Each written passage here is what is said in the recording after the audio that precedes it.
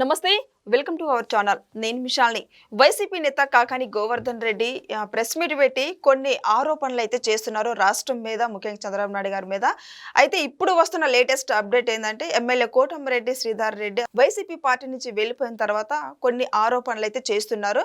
అయితే ముఖ్యంగా ఆయన్ని స్కెచ్ చేశారు చంపడానికి, లేదా చంపేస్తే కొంత కోట్ల డబ్బు ఇస్తాము, లేదా టికెట్ ఇస్తాము అన్న స్కెచ్ కుట్ర జరుగుతుంది. అసలు ఈ కుట్ర ఎవరిది?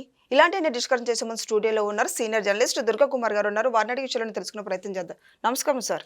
నమస్తే అమ్మా శాలిని, మన వీక్షకులు. సార్, కాకాని గోవర్ధన్ రెడ్డి ఏమో ఇప్పుడు చంద్రబాబు నాయుడు గారిని విమర్శిస్తున్నారు. ఏంటంటే నిద్ర లేస్తే దోచుకోవటమే పని, లేదంటే రాష్ట్రం గురించి అసలు ఏమీ పరిపాలన లేదు, ఏమి లేదని స్వయంగా ఆయన మాట్లాడటం జరుగుతుంది.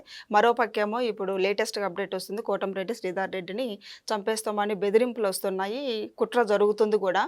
దాని వెనుక అసలు స్కెచ్ ఉంది. ఎవరిదంటే ఏం చెప్తారు సార్? అసలు నెల్లూరు జిల్లా రాజకీయాలకి ఒక ప్రత్యేకత ఉందమ్మా. నెల్లూరు ఒక రకమైన శాంతియుతంగా జరిగే రాజకీయాలే తప్ప ఇప్పుడు హత్య రాజకీయాలకి అసలు అక్కడ స్థానం లేదు. ఎందుకంటే మొదటి నుంచి కూడా ఒక పరిపక్వత గల నాయకులు ఉండేవారు నెల్లూరు జిల్లా నుంచి.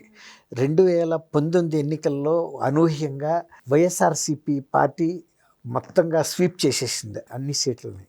అయితే ఇక అక్కడి నుంచి జిల్లాలో గతంలో ఉన్న రాజకీయ వాతావరణానికి పూర్తి భిన్నంగా జరిగినాయి. అవినీతి కానీ, అక్రమాలు కానీ, దౌర్జన్యాలు, దాష్టికాలు అంతా రాష్ట్రం అంతా ఎలా జరిగిందో నెల్లూరు జిల్లాలో కూడా అదే జరిగింది. ఇప్పుడు ఇంత ప్రెస్ కాన్ఫరెన్స్ పెట్టి విమర్శిస్తున్న కాకాని గోవర్ధన రెడ్డి కూడా ఆయన మీద ఉన్న ఒక కేసు ఫైలు కోర్టులో నుంచి రాత్రిపూట దొంగతనం చేయించి తీసుకెళ్ళిపోయి దగ్ధం చేసినటువంటి వ్యక్తి ఆయన. తర్వాత క్వాడ్జీ గనుల్లో ఆయన ముద్దాయి. తర్వాత అనేకమైన ఆర్థిక అంశాలలో ఆయన మీద అదే జిల్లాలో మంత్రిగా పనిచేసిన అనిల్ కుమార్ కూడా ఇందులో నా పాత్ర లేదు, వేరే వాళ్ళ పాత్ర ఉంది, నన్ను కూడా ఈ దీంట్లోకి లాగుతున్నారు అంటూ పరోక్షంగా కాకాని గోవర్ధన్ రెడ్డి చేసిన అక్రమాలన్నీ నేను బయట పెడతానని కూడా ఒక సందర్భంలో హెచ్చరించాడు. తర్వాత ఇప్పుడు కాకాని గోవర్ధన్ రెడ్డి గారు మాట్లాడుతున్న మాటలు ఎలా ఉన్నాయంటే, జగన్మోహన్ రెడ్డి గారి ప్రభుత్వం ఒక రామరాజ్యం లాగా నడిచిందని, లేకపోతే వానలు నెలకు 4 వానలు పడ్డట్టు, ప్రజలందరూ సుభిక్షంగా ఉన్నట్టు, అవినీతి అక్రమాలే లేనట్టు ఆయన ఈ బిల్డప్గా మాట్లాడుతున్నాడు. కానీ పూర్తి భిన్నమైన వాతావరణం నెల్లూరు ప్రజలు చూశారు కాబట్టి ఈసారి నెల్లూరు జిల్లాలో స్వీప్ అవుట్ అయిపోయింది ఆ పార్టీ. నిజంగా కనుక కాకాని గోవర్ధన్ రెడ్డి గారు చెప్తున్నటువంటి అంశాలే కనుక ఆ జిల్లాలో అంత మంచి పరిపాలన, సుపరిపాలన, జగన్మోహన్ రెడ్డి గారు అన్ని వర్గాల ప్రజల్ని కడుపులో పెట్టుకుని చూస్తే అక్రమం లేకుండా, అన్యాయం లేకుండా, బంధుప్రీతి లేకుండా ఇవన్నీ కనుక నిజంగా ఆయన చెప్పినట్టే జరిగితే ఆ పార్టీ అంతా స్వీప్ అవుట్ అవ్వాల్సిన, ఇప్పుడు ఆయన కూడా ఓడిపోయిన పరిస్థితే కదా. అట్లా వాళ్ళ వైఎస్ఆర్సీపీలో జరిగిన అక్రమాలనే ఆయన ఏకరవు పెట్టినట్టుగా ఉంది. కానీ ఇవాళ కొత్తగా వచ్చిన కూటమి ప్రభుత్వంలో నుంచి జరిగినట్లేదు. తర్వాత హత్యల గురించి కోటంరెడ్డి శ్రీధర్ రెడ్డి గారి మీద ఎవరో కొంతమంది వ్యక్తులు ఒక లాడ్జిలో మాట్లాడుకుంటూ ఆయన్ని చంపితే కోట్లాది రూపాయల డబ్బులు వస్తాయని, తర్వాత సుళ్ళూరుపేటలో కానీ గూడూరులో కానీ ఒక సీట్ ఇచ్చేస్తామని చెప్పి మాట్లాడుకుంటున్న వీడియో బయటకు వచ్చింది. అది వ్యూహాత్మకంగా వాళ్లే బయటకు వదిలారా అంటే తెలుగుదేశం వాళ్ళ మానసిక ధైర్యాన్ని దెబ్బ కొట్టడానికి, ప్రజల్లో కొంత అలజడి సృష్టించడానికి అని కూడా అనిపిస్తూ ఉంది. ఇంకొక రకంగా చూస్తే ఇలా ఇప్పుడు గతంలో వైఎస్ఆర్సీపీ పార్టీ వాళ్ళు ఇలాంటి సుపారీలు ఇచ్చి హత్యలు చేయించిన సందర్భాలు కూడా మనం చూసాము. తర్వాత సజ్జల రామకృష్ణారెడ్డి గారు సాక్షాత్తు ముఖ్యమంత్రి గారి ఛాంబర్లో, అప్పటి ముఖ్యమంత్రి జగన్మోహన్ రెడ్డి సమక్షంలో, వేరే ఐఏఎస్ అధికారి సమక్షంలో సుపారీలు ఇచ్చి సజ్జల రామకృష్ణారెడ్డి గారు ముఖ్యంగా జగన్మోహన్ రెడ్డి గారి ఛాంబర్లోనే సమక్షంలోనే ఒక దళిత నాయకుడు, గుంటూరు జిల్లాలో ఒక ప్రముఖుడిని, మీరు కనుక ఫలానా వాళ్ళని ఆ రోజు చంద్రబాబు గారు ఇంకొకళ్ళ పేర్లు చెప్పి కనుక మీరు చేస్తే మేము నీకు మంత్రి పదవి కానీ లేకపోతే ఎమ్మెల్సీ కానీ ఇస్తామని బేరం పెట్టిన సందర్భం కూడా ఆయన కూడా చెప్పాడు బయటికి. అట్లాగే ఇప్పుడు ఇక్కడ వీళ్ళు నిజంగానే అట్లాంటి సుపారీ వీళ్ళకి ఎవరైనా ఆఫర్ ఇచ్చారా? ఇచ్చినా ఆశ్చర్యపోవాల్సిన అవసరం లేదు. ఎందుకంటే ఇది తెలుగుదేశంలోనూ నెల్లూరు జిల్లాలో ఒక అలజడి. కోటంరెడ్డి శ్రీధర్ రెడ్డి అంటే అంతలో గతంలో వైఎస్ఆర్సీపీలో ఉండి ఆ పార్టీతో విభేదించి తెలుగుదేశంలోకి వచ్చి బ్రహ్మాండమైన విజయం సాధించాడు. మంచి పాపులారిటీ ఉంది ఆయనకి. కాబట్టి ఆయన్నే టార్గెట్ చేయాలని ఏమన్నా చేశారా అనేది తెలియట్లేదు. ఇప్పుడు దాని మీద పోలీస్ ఎంక్వైరీ జరుగుతుంది. ఇప్పుడు ఆయన కూడా ఏమంటున్నాడంటే, ఆ వీడియో పోలీసుల దృష్టికి వచ్చినప్పుడు వెంటనే నా దృష్టికి కూడా తెచ్చి ఉండాల్సింది అని. అంటే ఓ రకంగా ఆయన కూడా జాగ్రత్త పడేవాడు. ఇప్పుడు మనకు అర్థమవుతుంది ఏంటంటే, గతంలో అసలు ఆయన ఎప్పుడు ఎక్కడికి వెళ్ళినా సెక్యూరిటీ పెట్టుకోవాలి. కానీ ఇది జరిగిన తర్వాత కొంతమంది శ్రేయోభిలాషులు, బంధువులు, మిత్రులు కూడా నువ్వు సెక్యూరిటీ తీసుకో వెళ్ళు అని చెబుతున్నారు. ఇంకోటి ఏంటంటే, ఆయన ఏదన్నా ఎవరైనా ఆపదలో ఉన్నాము మాకు అర్జెంటుగా మీరు రావాలి అంటే కూడా నైట్ అప్పటికప్పుడు బయలుదేరి వెళ్ళిపోయే స్వభావం ఉన్న మనిషి ఆయన. ఇప్పుడు వాళ్ళు ఏం చెబుతున్నారంటే, మీరు వెళ్ళేటప్పుడు సెక్యూరిటీ పెట్టుకెళ్ళండి, ఎవరు ఏంటని విచారించి ఆ ప్రదేశానికి వెళ్తే ఏమన్నా అపాయం ఉంటుందా లేదా చూసుకోవాలి, అంతేగాని గతంలో లాగా కళ్ళు మూసుకెళ్ళొద్దని కూడా చెప్తున్నారు అంటున్నారు. ఇప్పుడు కాకాని గోవర్ధన్ రెడ్డి గారు వైఎస్ఆర్సీపీలో ఉన్నంతకాలం ఏమో సుపరిపాలన జరిగింది, నెల్లూరు జిల్లా అంతా సుభిక్షంగా ఉంది, ఇక్కడ క్వార్జ్ మైన్స్ కానీ అక్రమాలే జరగలేదు, అన్యాయాలు జరగలేదు, కోర్టుల్లో ఫైళ్ళు దొంగతనాలు జరగలేదు, అంతా బాగుంది. ఇప్పుడు కూటమి ప్రభుత్వం వచ్చిన తర్వాత అన్నట్టు చెబుతాం ఆశాస్పదంగా కూడా అనిపిస్తుంది. ఆయన వ్యక్తిత్వం, ఆయన మంత్రిగా ఉన్నప్పుడు అందరూ చూశారు. గతంలో కాకాని గోవర్ధన్ రెడ్డి అంటే ఎంతో అంతో ఒక పద్ధతి గల వ్యక్తి అని అనుకున్నారు. కానీ మంత్రిగా వచ్చిన తర్వాత ఆయన నిజస్వరూపం చూసిన తర్వాత, ఆయన అక్రమార్జనలు చూసిన తర్వాత, అవినీతి చూసిన తర్వాత అందరితో పాటు ఆయన కూడా తీసుకెళ్ళి డస్ట్బిన్లో పడేశారు. ఇప్పుడు అట్లాంటి కాకాని గోవర్ధన్ రెడ్డి గారు ఇవాళ కోటమిరెడ్డి శ్రీధర్ రెడ్డి హత్య గురించి ప్రస్తావిస్తున్నాడు.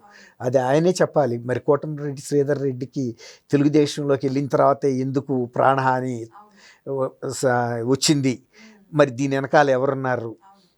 అదే వాళ్ళ పార్టీలో ఉన్నంతసేపు రాలేదు కదా. ఎప్పుడు తెలుగుదేశం వాళ్ళు కానీ కూటమి వాళ్ళు ఎవరు ఏం అనలేదు కదా.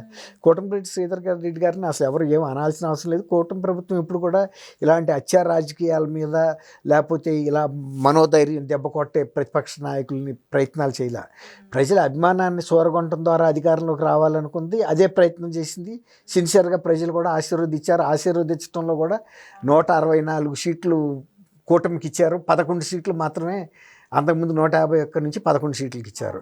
కాబట్టి కూటమి ప్రభుత్వం మీద కాకాని గోవర్ధన్ రెడ్డి గారు చేసే విమర్శలకు విలువ లేదు, అవి నిజాలు కూడా కాదు. ముందు తాను ఆత్మరక్షణలో పడి తను రక్షించుకోవటానికి ప్రయత్నిస్తున్నాడు. మరి ఇప్పుడు కోటమిరెడ్డికి మరి సెక్యూరిటీ కావాలి, ఇప్పుడు తర్వాత ఆయనకి పెద్ద స్కెచ్ వేసారు. అసలు ఏం జరుగుతుంది సార్? అసలు వైసీపీ వాళ్ళు ఎందుకు ఇంత ప్లాన్ చేస్తున్నారంటే ఏం చెప్తారు సార్? ఇప్పుడు అసలు ఆయన వచ్చిందే వైసీపీ పార్టీ నుంచి వచ్చారు బయటకి, వచ్చినా కూడా మళ్ళీ ఇంత పెద్ద భారీ స్కెచ్ వేయాల్సిన అవసరం ఏముంది సార్? కోటమిరెడ్డి శ్రీధర్ రెడ్డి ఎవరు ఏమనుకున్నా ఒక సొంతగా వ్యక్తిత్వం బలం ఉన్న వ్యక్తిమ్మ. నెల్లూరు రూరల్ నియోజకవర్గంలో ఆయన చాలామందికి వ్యక్తిగతంగా సహాయం చేశాడు.